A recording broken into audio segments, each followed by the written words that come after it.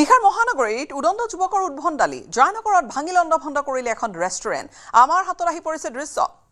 উৰল নামৰ এই ৰেষ্টুৰেণ্টখনত আক্ৰমণ কৰিলে ৫-৬ জনীয়া দুৰ্বৃত্তৰ দলটোৱে।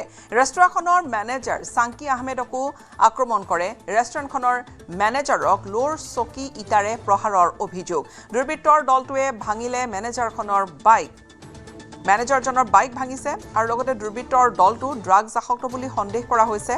ঘটনা সন্দৰ্ভত বশিষ্ঠ আৰক্ষীৰ বৰ্তমান তদন্ত আছে অব্যাহত।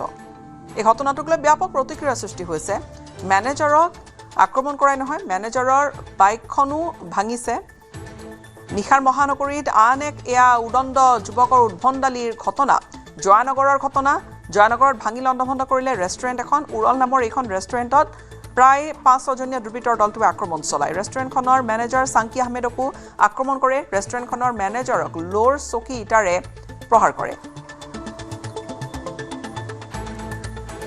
বেলেগ একো নহয়, মানে আমাৰ ডেইলি পিছফালে এজন মানুহ থাকে, মানে তেওঁ অচল অৱস্থাত আমি ডেইলি মানে তেওঁক ভাত দিওঁ মানে ইয়াতে। তো আজিও মানে সেই ভাত দি আছিলোঁ, মোৰ লগত আৰু দুজন ভাইটি আছিলে।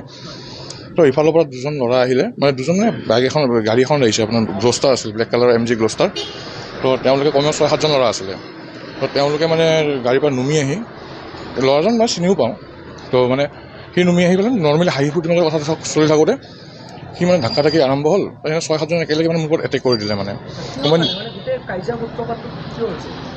এইটো হেৰিও গম নাপাওঁ মই, তেওঁলোকৰ লগত মোৰ একো হেৰিও নাই, এইটো চিনি পাওঁ ল'ৰাজন আছে।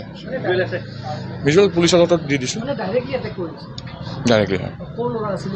নাই ইমান গম নাপাওঁ, চিনি পাওঁ মানে জানো আৰু এতিয়া ঘূৰি থাকি মই দেখি থাকোঁ মানে।